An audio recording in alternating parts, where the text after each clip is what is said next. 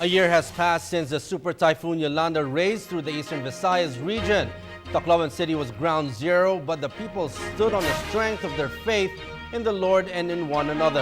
And through the days that have passed, they held on to the hope that a new Tacloban will rise from the ruins. Tonight we go back in time to that one day that has carved itself in the heart of Tacloban and in the collective consciousness of our people. If memory has an address in our history of disasters, Tacloban is etched indelibly.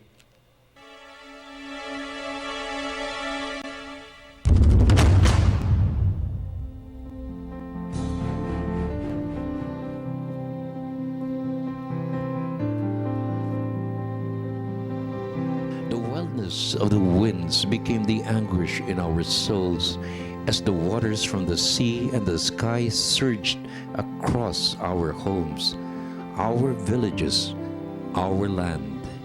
We swam, we sunk, we were swept adrift, breaking our hold on loved ones, losing them to the violence of the surge.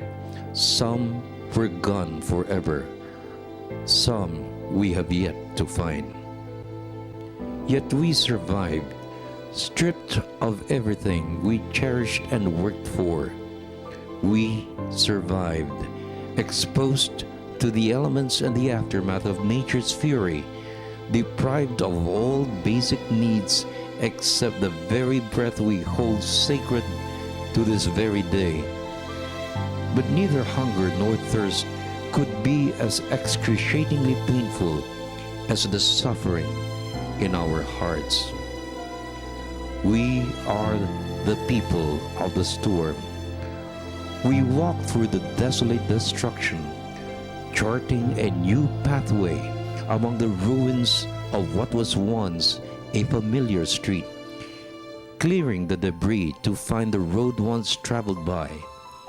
We seem to move around in circles, searching for a past that has no definite address, our place of birth, and the years of our youth and aging. It is a wasteland we no longer recognize. Nonetheless, it is our land, God-given and chosen.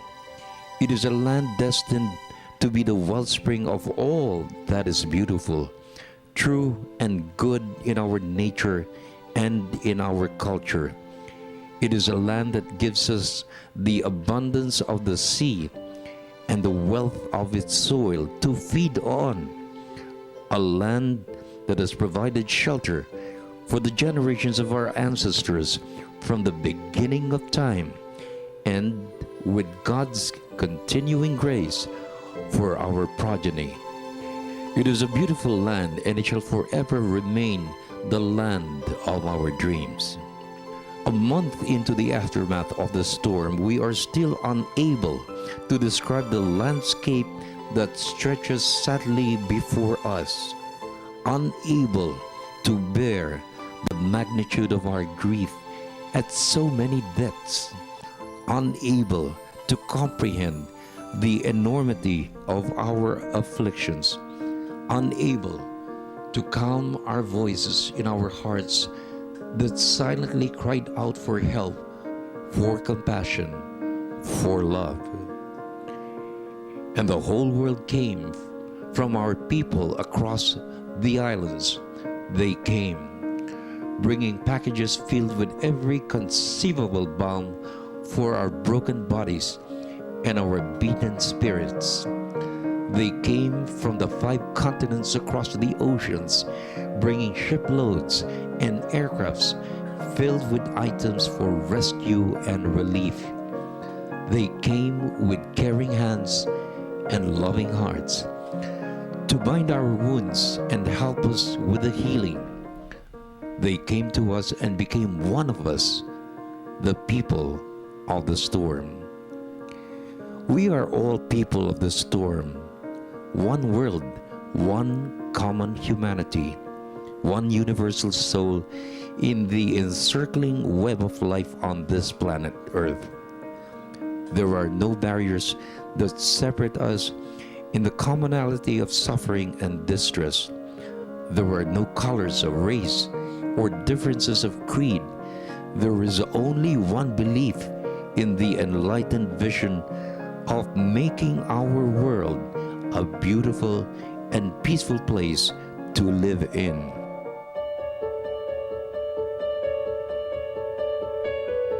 We are all people of the storm, united in the infinitesimal space that the Central Visayan region has become humanity's greatest miracle. The convergence of unfathomable faith from a place of utter desolation to the rudimentary stirrings of a new life, the first seeds to be nurtured, the first homes to be constructed, the first step of a long path to transformation, renewal, and rebirth. We are all people of the storm, from the corridors of a calamity to the threshold of hope, from hope to the gripping reality that love is the most important item in both the preparation for a disaster and in its aftermath. Love is what compels us to give, to share, to serve.